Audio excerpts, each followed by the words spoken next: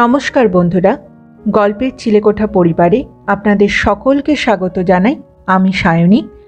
আজ আপনাদেরকে পাঠ করে শোনাব বিখ্যাত সাহিত্যিক শ্রী অনীশ দেব রচিত গল্প আকাশবাণী নরক।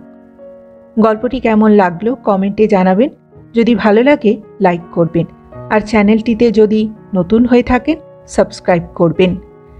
তবে চলুন আর দেরি করব না, শুরু করি আজকের গল্প। শ্রী অনীশ দেব রচিত আকাশবাণী নরক।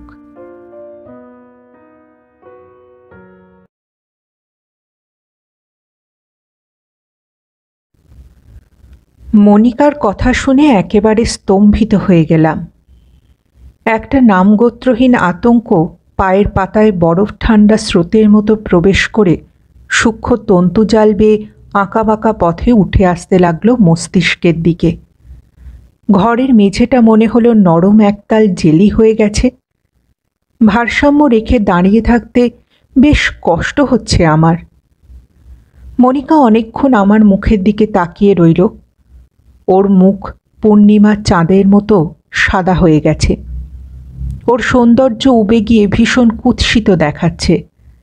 ওর আয়ত চোখে আতঙ্কের ঢেউ ঝাপটা মারছে। ও বলল, এখন কি করব? টের পেলাম মনিকার গলা বিশ্রীভাবে কেঁপে গেছে। মনিকা জানতে চাইছে, স্বপন বক্সী এভাবে কখনো যে ঝড় তুলবে এ তো কোনোদিনও ভাবিনি। কিছুক্ষণ পর মনিকাকে বললাম, তুমি যাও, চিকুর কাছে শো গিয়ে, আমি দেখছি কি করা যায়। মনিকা চলে গেল। চোখে মুখে অবিশ্বাস। আমার উপরে এই মুহূর্তে ওর কোনো আস্থা নেই। তার জন্য ওকে দোষ দেওয়া যায় না। আস্থা আমার নিজেরও কি আছে? মনের মধ্যে দুশ্চিন্তার ওলটপালট শুরু হলো।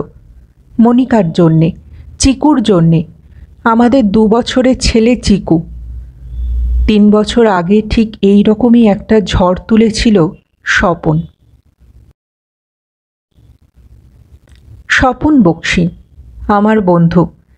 একদিন হঠাৎই ও ঝোড়ো বাতাসের মতো এসে হাজির হয়েছিল আমার ঘরে। তখন আমি এ ফ্ল্যাটে আসিনি। উত্তর কলকাতার একটা ঘর ভাড়া করে থাকি, যাকে সোজা কথায় বলা যায় ব্যাচেলার্স ডেন, এবং এক ওষুধ কোম্পানিতে সেলসম্যানের চাকরি করি।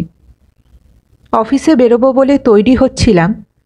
দেওয়ালে ঝোলানো ছোট আয়নার সামনে দাঁড়িয়ে চেহারায় পালিশ শেষবারের মতো সানিয়ে নিচ্ছি, এমন সময় প্রচণ্ড দড়াম শব্দে দরজা খুলে গেল। কাঠের জীর্ণ পাল্লা দেওয়ালে বাড়ি খেয়ে কাঁপতে লাগল। চৌকাঠে দাঁড়িয়ে স্বপন বলল, কাল বিকেলে মনিকার সঙ্গে তুই ঘুরতে গিয়েছিলিস? ওর এই আচমকা অভিযোগমূলক প্রশ্নে আমি বিব্রত, বিচলিত। লক্ষ্য করলাম স্বপনের চুল উস্কো খুস্কো, চোখ লালচে, মুখে না কামানো দাড়ি, পরনে অতি সাধারণ জামা, অতি সাধারণ প্যান্ট, যেমনটি বরাবর থাকে। আবার বলল, ডাক্তারবাড়ি আর হাসপাতালে দৌড়ে দৌড়ে ওষুধ বেচে বেড়াস সেটাই জানতাম, আজকাল কি প্রেমও ফিরি করিস? স্বপনের এই তীব্র শ্লেষ আমার শরীরে যেন কেটে বসল। মনের রাগ অতি কষ্টে চেপে রেখে আমি বলেছিলাম, এখন অফিসে বেরোচ্ছি, তোর কি বলার আছে তাড়াতাড়ি বল। স্বপন খুঁটিয়ে আমার চেহারাও বেশ বাস দেখল, যেন ওই প্রথমবার দেখছে। আমি টাইয়ের নটটা ঠিক করে নিয়ে বিছানায় বসলাম। অদ্ভুত চাহনি আমার শরীরের ওপরে স্থির রেখে স্বপন ঘরের একটা মাত্র চেয়ারটায় বসল। পাশেই টেবিলে একটা কাঁচের গ্লাসে জল ঢাকা ছিল। ও কোনো কথা না বলে গ্লাস থেকে কয়েক ঢোক জল খেয়ে নিল। তারপর মুখ মুছে নিয়ে বলল, বিজন, সত্যি কথা বল, কাল তুই মনিকার সঙ্গে ঘুরতে গিয়েছিলিস? স্বপনের গলার স্বর অনেক শান্ত। একটু বিরক্ত হয়েই জবাব দিয়েছিলাম, সেটা মনিকাকেই জিজ্ঞেস কর না। স্বপন আমার বহুদিনের বন্ধু, স্কুল পেরিয়ে আমি কলেজের পথে পা বাড়ালেও ওর পক্ষে তা সম্ভব হয়নি, কারণ হায়ার সেকেন্ডারিতে বার দুয়েক ঠেকবার পর ও সিদ্ধান্ত নিয়েছিল বিজনেস করবে। জমানো পুঁজি যে খুব একটা ছিল তা নয়, বাবা মা আত্মীয় স্বজনের কাছ থেকে চেয়ে চিনতে ধার করে ও একটার পর একটা ব্যবসাতে ভাগ্য পরীক্ষা করতে লাগলো এবং ব্যর্থও হতে লাগলো ক্রমাগত। তখনও ঠাট্টা করে বলতো, বিজন, জানিস বাপমা অনেক স্বপ্ন নিয়ে আমার নাম রেখেছিল স্বপন, কিন্তু পদবিটার কথা কেউ খেয়াল করেনি। অবাক হয়ে আমি জানতে চেয়েছি তার মানে। ও বলেছে, বক্সি, স্বপন বক্সি, তার মানে আমার সমস্ত স্বপ্ন বাক্সে বন্দি হয়ে থাকবে। বক্সি শব্দটা নির্ঘাত বাক্স থেকেই এসেছে। ওর এই ঠাট্টায় আমি প্রাণ খুলে হেসেছি, কিন্তু এটা ছিল ওর কাছে এক নিষ্ঠুর তেতো ঠাট্টা। যখন আমি কলেজ পেরিয়ে চাকরিতে ঢুকলাম, তখনও উপার্জনের সমস্যার সমাধান করতে স্বপনের লাগাতার ভাগ্য পরীক্ষা চলছে। এক পাড়াতেই থাকতাম, ফলে দেখাও হতো প্রায় রোজই। দেখা হলেই ও হেসে বলতো, বাক্সের তালা এখনো খোলেনি রে। আমি অস্বস্তিতে পড়তাম ওর কথা শুনে। হঠাৎ একদিন শুনলাম স্বপন রেডিও মেরামতের দোকান খুলেছে। দোকানের নাম আকাশবাণী। মাপে ছোট্ট হলেও সুন্দর করে সাজিয়েছে। বেশ কিছু নতুন ও পুরনো রেডিও শোভা পাচ্ছে বিভিন্ন তাকে। ওকে অভিনন্দন জানিয়ে বললাম, বক্সির বাক্সের তালা তাহলে খুলেছে? ও হেসে জবাব দিয়েছিল, মর্তে ঠাঁই হলো না, তাই আকাশে যেতে হয়েছে। তারপর দুজনে প্রাণ ভরে গল্প করেছি। সেদিন থেকে সন্ধে 7টার পর ওর দোকানে গিয়ে রোজ আড্ডা দেওয়াটা একরকম নিয়মের মধ্যেই দাঁড়িয়ে গেল। লক্ষ্য করতাম রেডিও জিনিসটা স্বপনকে যেন পাগল করে তুলছে। দিনরাত পড়ে থাকতো এই রেডিওরই পিছনে। ছুটির দিনে গেলেও দেখেছি যন্ত্রপাতির গাদার মধ্যে কানে হেডফোন লাগিয়ে কিসব খুটুর খুটুর করছে, ছোট বড় নব ঘোরাচ্ছে। সেই সঙ্গে কয়েকটা স্পিকারে তীক্ষ্ণ মিহি কর্কশ নানান স্বরধ্বনিতে একই কথা বেরিয়ে আসছে। যখনই ওর সঙ্গে গল্প করতে বসতাম, তখনই ওর মুখে থাকতো বেতার তরঙ্গ বিষয়ক মুগ্ধ আলোচনা। ও বলতো, বিজন, আমাদের চারপাশে আকাশে বাতাসে কত শব্দ ভেসে বেড়াচ্ছে জানিস? শুধু একবার তাদের ধরতে পারলেই হলো, দেখবি কত কথা তাদের বলার ছিল। এই তো কাল রাতে 2টো নাগাদ উরুগুয়ের একটা মিউজিক প্রোগ্রাম ধরলাম। ওর কথা যেন শেষ হতে চায় না। দেখলাম রেডিওর এই কারিগরি খুঁটিনাটি হলো একমাত্র বিদ্যে যেটা স্বপন দারুণভাবে আয়ত্ত করেছে। অন্য বিষয়ে পড়াশোনার তেমন কোনো আগ্রহ কিংবা আকর্ষণ না থাকলেও এই একটি বিষয়েও যথেষ্ট চর্চা করে। যন্ত্রপাতি এবং বই একসঙ্গেই ঘাঁটাঘাঁটি করে। একদিন সন্ধেবেলা ওর দোকানে গিয়ে দেখি দোকান খোলা, কিন্তু দোকানের মালিক তথা কর্মচারী অনুপস্থিত। অথচ ঘরের অসংখ্য রেডিওর কোনো একটাতে বেশ উচ্চগ্রামে খবর পড়া হচ্ছে। হঠাৎই খবরের মাঝখানে একটা কণ্ঠস্বর শোনা গেল। অনেকটা খবর পড়ুয়া ঢঙেই কেউ বলছে, নমস্কার, আকাশবাণী থেকে বলছি। বিজন, তুই একটু বস, আমি এক্ষুনি আসছি। আমি চমকে উঠলাম, এ তো স্বপনের গলা। চারপাশে তাকালাম ওর খোঁজে, কিন্তু ও নেই। বিমূঢ় অবস্থায় দাঁড়িয়ে আছি কি করা উচিত। এমন সময় দোকানের পিছনের অংশ থেকে পর্দা সরিয়ে বেরিয়ে এলো স্বপন। হেসে বলল, কি রে শালা, কেমন চমকে দিয়েছি? আমি অবাক হয়ে স্বপনকে দেখছি। ও কি জাদু জানে? রেডিওতে ওর গলা আমি শুনলাম কেমন করে? স্বপন আমার অবস্থাটা অনুমান করতে পারল। কাছে এগিয়ে সে হাসল, বলল, পর্দার ফাঁক দিয়ে তোকে দেখে কথাগুলো বললাম। আমি অবাক হয়ে জিজ্ঞেস করলাম, কিন্তু রেডিওর মধ্যে দিয়ে শুনলাম কি করে? ও বলল, এসব তো আমার কাছে ছেলে খেলা রে। বেতার তরঙ্গ নিয়ে আমি যখন যা খুশি করতে পারি। লক্ষ্য করলাম স্বপনের চোখ দুটো অস্বাভাবিক চকচক করছে। এতদিন যে নিজেকে সর্বক্ষেত্রে ব্যর্থ বলে জানত, আজ যেন সে উপলব্ধি করতে পেরেছে এই একটি বিষয়ে সে অপ্রতিদ্বন্দ্বী, অপরাজেয়। এরপর থেকে যে কোনো রেডিও প্রোগ্রামের মাঝে কথা বলাটা স্বপন বক্সীকে নেশার মতো পেয়ে বসল, এবং সবসময় ও রেডিওতে কথা শুরু করতে ওর দোকানের নাম আকাশবাণী উল্লেখ করে। দিনে দিনে অচল রেডিও সচল করার ব্যাপারে আকাশবাণীর সুনাম দিকে দিকে ছড়িয়ে পড়তে লাগলো। বহু দূর দূর থেকে লোক আসে ওর কাছে রেডিও সারাতে। এইভাবেই একদিন এসে হাজির হলো মনিকা সরকার। দিনটা ছিল শনিবার, তখন প্রায় সন্ধে 7টা হবে। স্বপন একটা ভাঙা রেডিও মেরামতের কাজে নিবিষ্ট মনে ব্যস্ত। আমি দোকানের কাউন্টারের একপাশে বসে চা খাচ্ছি। এমন সময় মেয়েটি এলো। পরনে উজ্জ্বল রানী রং শাড়ি, একই রঙের ব্লাউজ, বড় বড় মর্মস্পর্শী চোখ, তীক্ষ্ণ নাকের পাশে একটা বড় তিল, কপালে টিপ, হাতে বাদামি কাগজে মোড়া একটা প্যাকেট। মেয়েটির উপস্থিতি আমাকে আচ্ছন্ন করল। সুদর্শন এবং সুপুরুষ হওয়ার খাতিরে বহু মেয়ের সংস্পর্শেই আমি এসেছি, ভালোবাসাবাসিও নেহাত কম করিনি। তাদের কেউ কেউ বেশ রূপসীও ছিল, কিন্তু এই মেয়েটির মতো এমন করে কেউ আমাকে নাড়া দেয়নি। মেয়েটি মাথা তুলে দোকানের সাইনবোর্ডটা একবার পড়ে নিল, তারপর এগিয়ে এসে আমাকে জিজ্ঞেস করল, আপনি কি স্বপনবাবু? ওর কণ্ঠস্বরও মুগ্ধ করার মতো। স্বপন কাউন্টারে আড়ালে মেঝেতে বসে কাজ করছিল। সম্ভবত মেয়েটির প্রশ্ন শুনতে পেয়েই ও তড়াক করে সোজা হয়ে দাঁড়ালো। বলল, আমি স্বপন বক্সী, বলুন কি দরকার? তখন হাতের প্যাকেটটি খুলে একটা ট্রানজিস্টার রেডিও এগিয়ে দিল মেয়েটি। বলল, এই রেডিওটা অনেক দিন ধরেই ভীষণ গোলমাল করছে। বহু দোকানে সারানোর চেষ্টা করেছি, লাভ হয়নি। আপনার দোকানের খুব নাম শুনেছি, তাই। আমাকে ডিঙিয়ে আগ্রহের সঙ্গে হাত বাড়িয়ে দিল স্বপন। বলল, দিন তো দেখি। তখন আমি ওর কাছ থেকে বিদায় নিয়ে বলেছি, পরদিন সন্ধ্যায় আসব। কেন জানি না মনে মনে সামান্য আহত বোধ করেছিলাম। হয়তো মেয়েটির মনোযোগ স্বপনের প্রতি নিবিড় হয়েছিল বলেই। অথচ জানি সেটাই স্বাভাবিক, কারণ সে রেডিও সারাতে এসেছে, আমার সঙ্গে আলাপ করতে নয়। স্বপনের আকাশবাণীতে এরপরে যেদিন গেলাম তখন প্রায় 1 সপ্তাহ পার হয়ে গেছে।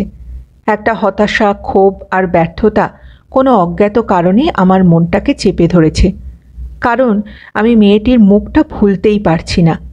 সুতরাং 7 দিন পর যেদিন স্বপনের দোকানে গেলাম, তখন তাকে দেখতে পাবো এ জাতীয় একটা ক্ষীণ প্রত্যাশা মনে যে ছিল না তা নয়, এবং আশ্চর্য সে প্রত্যাশা পূর্ণ হলো পুরো মাত্রায়। স্বপন দোকানের ভেতরে বসে মেয়েটির সঙ্গে গল্প করছিল। আমাকে আসতে দেখে বলল, আয় বিজন, মনিকার সঙ্গে তোর আলাপ করিয়ে দিই। সেই দিন মনিকার সঙ্গে আমার প্রথম আলাপ। মনিকা সরকার, পলিটিক্যাল সায়েন্স নিয়ে বিএ পড়ছে, ফাইনাল ইয়ার। 3 জনে মিলে আড্ডায় বসলেও আড্ডাটা তেমন জমল না। বারবারই নিজেকে ভীষণ বাড়তি মনে হলো, কারণ ওরা দুজনে নিজেদের গল্পে মশগুল। একটা সন্দেহ আমার মনে দানা বাঁধতে শুরু করেছিল। মনিকা চলে যেতেই আমিও উঠলাম, কিন্তু স্বপন আমাকে ছাড়ল না। জোর করে আটকে রাখল, চা খাওয়ালো, এবং গত 7 দিনে কি করে সেও মনিকা পরস্পরের প্রেমে পড়েছে তার বিশদ কাহিনী শোনাতে বসল। এবং আমার সন্দেহ প্রমাণিত হলো। জিভে চায়ের স্বাদ সাপের বিষের মতো ঠেকল। সে রাতে ঘরে ফেরার পথে একটা পরাজয়ের গ্লানি অনুভব করলাম। যুক্তি দিয়ে মনকে বোঝালাম এর কোনো মানে হয় না, কিন্তু আমার অবুঝ মন জেদ ধরে ফুঁসতে লাগল। কি আছে স্বপন বক্সীর? অতি সাধারণ রোগা চেহারা, গায়ের রং মিশকালো, বিদ্যে স্কুলের গণ্ডি পেরোয়নি, ভালো করে মেয়েদের সঙ্গে কথা বলতেও জানে না, পোশাকে আশাকে রুচির ছিটে ফোটাও নেই। ওহ, অসহ্য। অনেক চিন্তা করে দেখলাম স্বপনের একটিমাত্র দক্ষতা মনিকাকে আকর্ষণ করেছে, আর সেটা হলো বেতার বিদ্যা। স্বপন যে শুধু ওকে সেই ট্রানজিস্টার রেডিওটা সারিয়ে দিয়েছে তা নয়, নতুন দুটো রেডিও উপহার দিয়েছে, যে রেডিওতে মনিকার প্রিয় বিদেশি গান শোনা যায়। মনিকা নাকি খুব সুন্দর গান করে। সেই গান একই সঙ্গে 3-4টে রেডিওতে শুনিয়ে ওকে একেবারে তাক লাগিয়ে দিয়েছে স্বপন। কথাগুলো ভাবতে ভাবতে আমার গায়ের জ্বালা ক্রমশ বাড়ছিল। কিছুদিন নিজেকে গুটিয়ে নিয়ে আমি এবার অন্য পন্থা নিলাম। একরকম জোর করে স্বপন ও মনিকার সঙ্গে মিশতে লাগলাম। সময় ও সুযোগ পেলেই মনিকাকে প্রভাবিত করার চেষ্টা করি। ওর মোহভঙ্গের জন্য তুনের সবকটি শানিত তীর একে একে নির্ভুল লক্ষ্যে নিক্ষেপ করি। একদিন, দুদিন, প্রতিদিন। স্বপন 2-1বার যে সন্দেহ করেনি তা নয়, তবে মুখে কিছু বলেনি। অনন্ত প্রচেষ্টার পুরস্কার একদিন পেলাম। মনিকা আমার সঙ্গে বেরোতে রাজি হলো এবং সেই দিনই আমি ওর কাছে আমার উৎকর্ষ অতি সুকৌশলে প্রতিষ্ঠিত করলাম। ওকে বোঝালাম, একজন মেকানিকের ভবিষ্যৎ মেকানিকের বেশি কিছু নয়। তাছাড়া রেডিওর প্রতি মনিকার এই আকর্ষণটা নেহাতি সাময়িক। সেটা উবে গেলে স্বপনের অস্তিত্বটুকুই কি ওর কাছে মিথ্যে হয়ে পড়বে না? সে রাতে বাড়ি ফেরার সময় মনে হলো আমার জিত হয়েছে। আমি মনিকাকে সরল বাস্তবটা বোঝাতে পেরেছি। একটা আত্মপ্রসাদের ঢেউ আমাকে ভাসিয়ে নিয়ে চলল। কিন্তু তখন ভাবিনি এক আকস্মিক ঝড় আমার জন্যে অপেক্ষা করছে এবং পরদিনই স্বপন আসবে আমার সঙ্গে বোঝাপড়া করতে। তো সেই সকালের গল্পে আসি। স্বপনের ভারী কণ্ঠস্বর আমাকে চমকে দিল। বলল, চুপ করে থাকিস না, জবাব দে বিজন। কাঁচের গ্লাসটা তখনও ওর হাতে ধরা। পুরনো পরাজয়ের লজ্জা ও অপমানের কথা নতুন করে আমার মনে পড়ল। সুতরাং স্বপনকে কঠিন আঘাত দেওয়ার একটা নিষ্ঠুর ইচ্ছে আমাকে হঠাৎই পেয়ে বসল। সরাসরি ওর চোখে তাকিয়ে স্পষ্ট গলায় বললাম, স্বপন, কাল আমি মনিকাকে নিয়ে গঙ্গার ধারে ঘুরতে গেছি। ওকে চুমুও খেয়েছি। ও তোকে আর... স্বপনের হাতের মুঠোয় কাঁচের গ্লাসটা মটার শব্দে ভেঙে গেল। কাঁচের টুকরো মিহি ঠুনঠুন শব্দে ঠিকরে পড়ল মেঝেতে। জল ও রক্তের মিশ্র ধারা স্বপনের হাতে, প্যান্টে, মেঝেতে। ওর মুখের সেই জেহাদি ভাবটা হঠাৎই যেন চুপসে গেছে।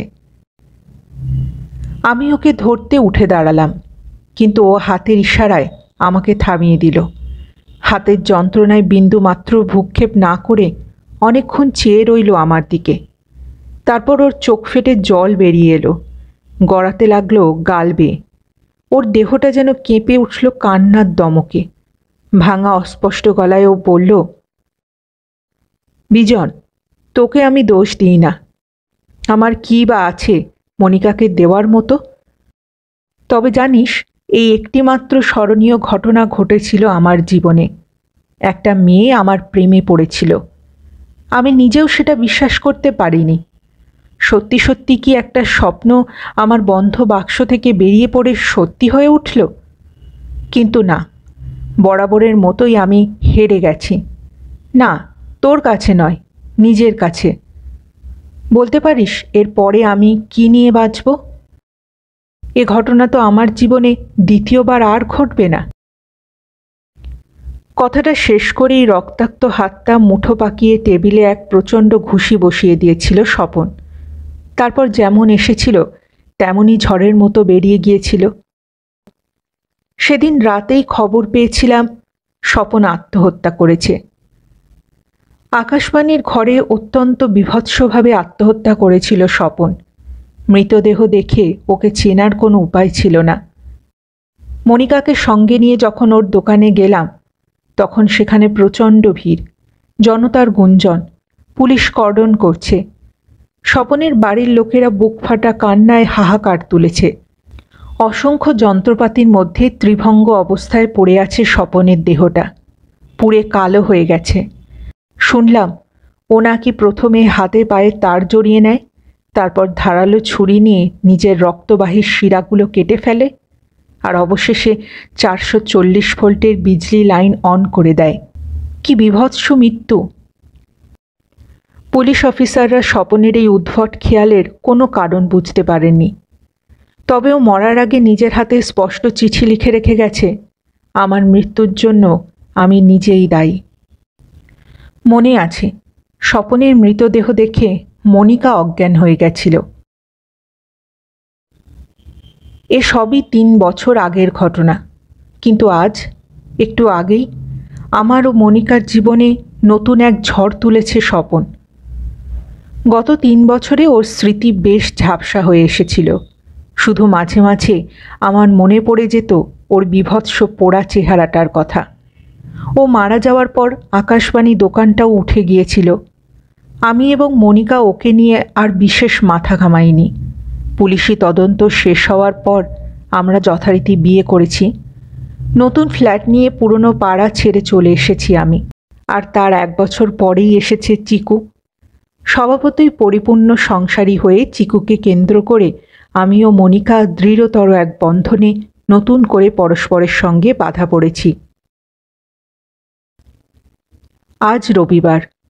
খাওয়া দাওয়ার পর অফিসের কয়েকটা কাগজপত্র নিয়ে বসেছিলাম। মনিকা রান্নাঘর গোছগাছ করতে করতে ট্রানজিস্টার রেডিওতে নাটক শুনছিল। চিকু অঘরে ঘুমোচ্ছে।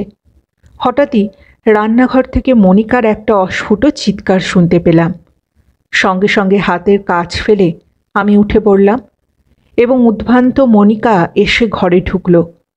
আটপৌরে শাড়ি ওর সুঠাম শরীরে জড়িয়ে আছে, আঁচল কোমরে গোজা। ও হাঁপাচ্ছে, নাকের পাটা ফুলে ফুলে উঠছে। আমাকে দেখেই ও সোজা এসে আমার বুকে ঝাঁপিয়ে পড়ল। বলল, এই মাত্র রেডিওতে স্বপনের গলা শুনলাম। আমি যেন পাথর হয়ে গেলাম। আমার হাতের বাঁধনে মনিকার শরীর থরথর করে কাঁপছে। ওকে সান্ত্বনা দিয়ে অতি কষ্টে সামলে নিলাম। মনে পড়ল, স্বপন আমাকে যে খেলা দেখাতো সে খেলা মনিকাকেও বহুবার দেখিয়েছে। হয়তো আচমকা সেই স্মৃতি ওর মনে এসে ঝাপটা মেরেছে। সে কথা মনিকাকে বলতেই ও বলল, না না বিজন, তা নয়। আমি স্পষ্ট শুনলাম। নাটক থেমে গিয়ে স্বপনের কথা শোনা গেল। ও বলল, মনিকা, মনিকা, আমি আবার তোমার কাছে এসেছি। চকিতে 2 কাঁধ ধরে মনিকাকে কিছু দূরত্বে দাঁড় করিয়ে দিলাম। ভালো করে সব কথা শুনতে চাইলাম। ও বলল, ওই একটা কথাই নাকি পরপর 3 বার শোনা গেছে রেডিওতে। কেমন যেন এক প্রতিধ্বনিময় কণ্ঠস্বর। প্রথম উচ্চারণের পর ধাপে ধাপে ক্ষীণ থেকে ক্ষীণতর হয়ে মিলিয়ে যাচ্ছে। মনিকা, আমি আবার তোমার কাছে এসেছি। মনিকাকে চিকুর কাছে যেতে বলে আমি ভাবতে বসলাম, কিন্তু রহস্যের কোনো উত্তর পেলাম না। স্বপন বক্সী মারা গেছে আজ 3 বছর হলো। সেই সঙ্গে চিরস্তব্ধ হয়েছে তার কণ্ঠস্বর। তাহলে এই অলৌকিক আকাশবাণী প্রচারিত হয়েছে কোন প্রেতলোক থেকে? কেউ নিষ্ঠুর ঠাট্টা করছে না তো আমাদের সঙ্গে? কিন্তু কি করেই বা করবে? এ ঘটনার কথা আমরা 3 জন বাদে আর কেই বা জানে? সারাটা দিন দুশ্চিন্তায় কাটল। আমাদের হাসি খুশি ছুটির দিনটা ওই একটা ভয়ঙ্কর ঘটনায় হয়ে গেল যেন কাল রাত্রি। এমনকি চিকুর আধো আধো কথাও আর হাসির হুল্লোড় তৈরি করতে পারছে না। দুপুরের পর থেকে রেডিওর ধার কাছে আর ঘেঁষল না মনিকা। শেষ পর্যন্ত রাতে খাওয়ার সময় আমি সাহস করে রেডিও চালালাম। হিন্দি গান হচ্ছে। চিকু ঘুমিয়ে পড়েছে। মনিকা ওর কাঁথাগুলো ভাঁজ করে বিছানার মাথার কাছে রাখছে। এমন সময় স্বপন দ্বিতীয়বার কথা বলে উঠল। শব্দ এলো রেডিওর মধ্য থেকে, বিজন, তুই মনিকাকে কেড়ে নিলি? কেড়ে নিলি তুই? এই দ্বিতীয় প্রশ্নটি আমি শুনতে পেলাম এবং আমি একেবারে কুঁকড়ে গেলাম। প্রশ্নটা একটানা ক্রমাগত বেজে চলেছে। তার ছমছমে প্রতিধ্বনি ঘুরে বেড়াচ্ছে 4 দেওয়ালের মধ্যে। যেন বিশাল কোনো খাদের অতল গহ্বর থেকে এই প্রশ্ন আমাকে লক্ষ্য করে ছুঁড়ে দিচ্ছে স্বপন। আমার খাওয়া বন্ধ হয়ে গেল। মনিকাও বিছানায় হুমড়ি খেয়ে পড়ে ফুঁপিয়ে কাঁদতে লাগল। সম্বিত ফিরে পেয়েই রেডিওটা বন্ধ করে দিলাম। বুঝতে পারছি স্বপনের মৃত্যুর ভয়াল স্মৃতি কালো ছায়া ফেলেছে আমাদের জীবনে। দিনের পর দিন এই একই নাটক চলতে লাগলো।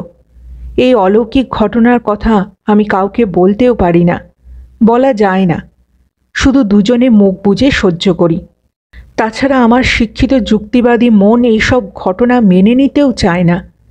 আবার আমি স্বপনের কাছে হেরে যাব? যতই দিন যায় লক্ষ্য করি মনিকা ক্রমেই নিজেকে গুটিয়ে ফেলছে। বুঝতে পারি যে সময়টা আমি বাড়ি থাকি না ও প্রাণ ভরে রেডিও শোনে সেই অলৌকিক কণ্ঠস্বর।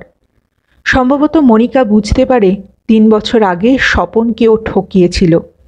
সেই কারণেই নিজেকে শাস্তি দেওয়ার জন্য দিন রাত ও স্বপনের অভিযোগ অনুযোগ শুনতে চায়। নিজের অপরাধ বোধেই ক্রমে ক্রমে ও ডুবতে চলেছে। একদিন বাড়িতে ফিরে শুনলাম রেডিওতে প্রতিধ্বনিময় কণ্ঠস্বর বাজছে। আমি এতদিন অপেক্ষা করেছি মনিকা, চেয়েছি সংসারের চরম সুখ বলতে কি সেটা তুমি আগে বোঝো। এখন তুমি সেই চরম সুখের খোঁজ পেয়েছ। ছেলের আদো আদো কথা, স্বামীর আদর, নিজের তৃপ্তি। মনিকা, এখন তুমি বুঝতে পারবে আমার কাছ থেকে তুমি কি জিনিস কেড়ে নিয়েছ। আর বিজন যে আমার সবচেয়ে বড় বন্ধু ছিল। এত এত কথা। আমি ঘরে ঢুকতেই মনিকা রেডিও বন্ধ করে দিল। তারপর আমার বুকে মুখ রেখে হাউমাউ করে কাঁদতে লাগলো। কি আশ্চর্য, রেডিওতে ওই কণ্ঠস্বর বন্ধই হয় না। দিনের পর দিন আরও যেন কথা বেড়ে চলেছে। আমি মনিকার পিঠে হাত বুলিয়ে দিলাম। একটা যন্ত্রণা আমার কণ্ঠনালীতে জমাট বেঁধে ওঠানামা করছে। মনিকার এই কষ্ট আমি আর সইতে পারছি না। এরপর একদিন রাতে রেডিওতে স্বপন আমাকে লক্ষ্য করে নানান অভিযোগ করছিল। আমি হঠাৎ করে চিৎকার করে উঠলাম, স্বপন, তুই কি চাস? আমাদেরকে এভাবে কেন জ্বালাচ্ছিস? রেডিওতে শোনা ওর কণ্ঠস্বরকে উদ্দেশ্য করে আমি এই প্রথম কথা বললাম, এবং ওর জবাবও পেলাম সঙ্গে সঙ্গেই, যেন আমার মুখোমুখি দাঁড়িয়ে কথা বলছে। প্রচণ্ড রাগের সঙ্গে তীব্র গলায়ও বলে উঠল, জানিস না শালা, মনিকাকে, আমার মনিকাকে আমি চাই। তাকিয়ে দেখি মনিকার মুখ রক্তহীন, দুধের স্বরের মতো সাদা। সেই মুহূর্তেই আমি বুঝে গেলাম স্বপনের কাছে হয়তো এবার আমাকে হারতেই হবে। পরদিন সারা সকাল মনিকা খুশিতে একেবারে মেতে রইল। চিকুকে নিয়ে দুরন্তপনা চূড়ান্ত করল। আমি অবাক হলেও ভীষণ খুশি হলাম। ওর মন থেকে পাষাণের ভারী টুকরোটা বোধহয় গলে বেরিয়ে আসছে বাইরে। অফিসে বেরোনোর মুহূর্তে হঠাৎই আমাকে জাপটে ধরে দুবার চুমু খেলো, তারপর হাসলো, তারপর আমাকে অবাক করে দিয়ে কেমন যেন ডুকরে কেঁদে উঠল। আমি তো আশ্চর্য, কিন্তু পরক্ষণেই নিজেকে সামলে নিল মনিকা। বলল, না না, কিছু না, তুমি শুধু খুব ভালো থেকো। এরপর দুপুর 2টো নাগাদ অফিসে ফোন পেলাম। সঙ্গে সঙ্গে ছুটে এলাম বাড়িতে। মানুষজনের ভিড় ঠেলে শোয়ার ঘরে এলাম। সিলিং পাখার সঙ্গে শাড়ি বেঁধে গলায় ফাঁস দিয়েছে মনিকা। চিকুকে প্রতিবেশীদের কেউ কোথাও সরিয়ে নিয়ে গেছে। এখনও থানায় খবর দেওয়া হয়নি। ঘরে রেডিও চলছে, তাতে একটা বাংলা নাটক শোনা যাচ্ছে। হঠাৎই এক প্রতিধ্বনিময় কণ্ঠস্বর ভেসে এলো রেডিও থেকে, কি রে শালা, এসেছিস? তোর বাক্স থেকেও একটা স্বপ্ন চুরি করে নিয়ে গেলাম, কিছু মনে করিস না। উপস্থিত কেউই সে কথার তাৎপর্য বুঝল না, ভাবল রেডিও নাটকেরই কোনো অংশ। কিন্তু হা ঈশ্বর, আমি তো জানি এর অর্থ কি। দুহাতে মুখ ঢেকে আমি বসে পড়েছি মেঝের ওপর। জীবনে এই প্রথম কান্নার ঢেউ আমাকে বিপর্যস্ত ও অসহায় করে দিল। আমি এখন কি করব? মনিকা আর নেই। স্বপনের কাছে শেষ পর্যন্ত আমায় হারতেই হলো।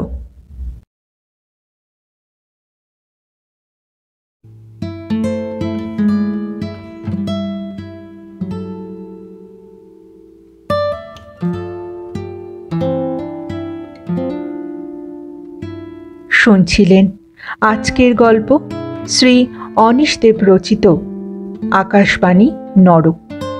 ফিরে আসছি আরেকটি নতুন গল্পের সঙ্গে কিছুদিনের মধ্যেই। ততদিন ভালো থাকবেন, সুস্থ থাকবেন এবং গল্পে থাকবেন। আর আমার গল্প পাঠ ও উপস্থাপনা যদি ভালো লাগে, লাইক আর কমেন্ট করতে ভুলবেন না। আর চ্যানেলটিতে যদি নতুন হয়ে থাকেন, সাবস্ক্রাইব করবেন। এতে আমার উৎসাহ ও আত্মবিশ্বাস দুইই বাড়ে। তাহলে আজ এখানেই বিদায় নিচ্ছি। আবার দেখা হচ্ছে। নমস্কার।